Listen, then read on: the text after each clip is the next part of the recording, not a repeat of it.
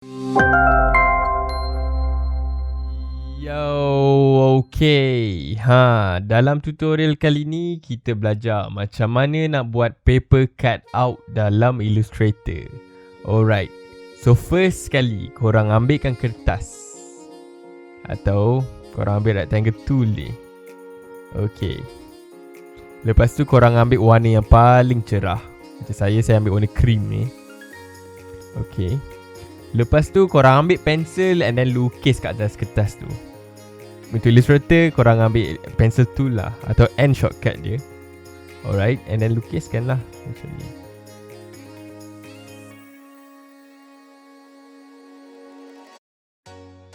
Alright, bila korang dah lukis macam ni, korang select semua and then pergi kat Pathfinder tool. Kalau korang tak jumpa Pathfinder, ada kat Windows. And then cari Pathfinder somewhere dekat bawah ni. Alright, lepas tu korang tekan divide kat sini. Okay, lepas tu korang right click and ungroupkan dia. And then korang select yang paling dalam dia. Korang ambil warna paling gelap. And then kat luar dia ni ambil lah warna yang ikut. Alright. Lepas tu korang tambahkan lah. Macam saya nak buat macam style planet punya style kan. Alright, so saya kena tambah planet-planet dia. So saya ambil ellipse tool and then buat beberapa planet kat sini. Pakai gradient tool. And then dekat gradient ni tukar jadi radial. And then dalam ni ambil lah warna, colourkan planet kita.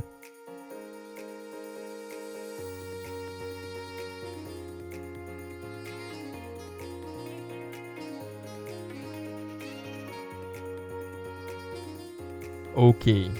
Lepas tu korang select ke semua and then pergi dekat effects, stylize and tambahkan drop shadow.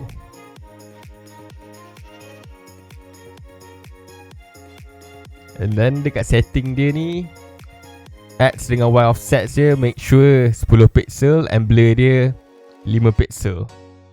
Alright. Okay.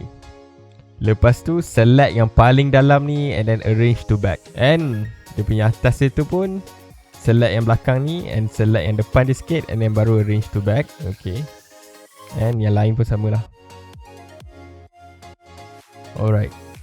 Lepas tu yang planet-planet ni korang boleh adjust, bawa turun dekat belah tepi ni, dekat drop down ni, and korang boleh adjust lah. Maybe ini letak belakang ni sikit. So